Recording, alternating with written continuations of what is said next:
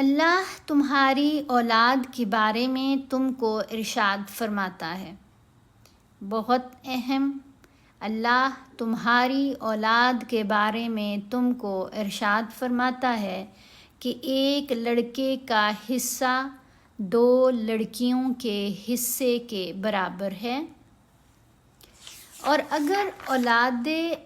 میت صرف لڑکیاں ہی ہوں، یعنی مرنے والے کی جو اولاد ہے وہ صرف بیٹیاں ہوں، لڑکیاں ہی ہوں، یعنی 2 یا 2 سے زیادہ، تو کل ترکے میں ان کا 2/3۔ اور اگر صرف ایک لڑکی ہو تو اس کا حصہ نصف، اور میت کے ماں باپ کا یعنی دونوں میں سے ہر ایک کا ترکے میں 6واں حصہ،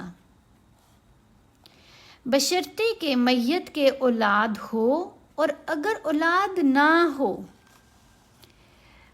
اور صرف ماں باپ ہی اس کے وارث ہوں تو 1/3 ماں کا حصہ، اور اگر میت کے بھائی بھی ہوں تو ماں کا 6واں حصہ۔ دیکھیں کتنے وضاحت سے سب کے، تاکہ کوئی لڑائی نہ رہے، اور اگر جو پھر ان پر عمل نہیں کرتا پھر وہ گناہگار ہے۔ اگر میت کے بھائی بھی ہوں تو ماں کا 6واں حصہ، اور یہ تقسیم ترکے میت کی وصیت کی تعمیل کے بعد جو اس نے کی ہو، یا قرض کے ادا ہونے کے بعد جو اس کے ذمے ہو، عمل میں آئے گی۔ یہ جو حصے ہیں نا، اتنا حصہ اس کا اور اتنا اس کا، یہ حصے کب ہوں گے کہ جو اگر تو اس نے کوئی وصیت کی ہے پھر تو اس کے مطابق کر دیا جائے،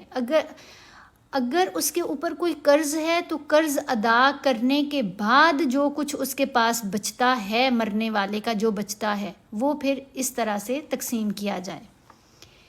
تم کو معلوم نہیں کہ تمہارے باپ دادوں اور بیٹوں پوتوں میں سے فائدے کے لحاظ سے کون تم سے زیادہ قریب ہے؟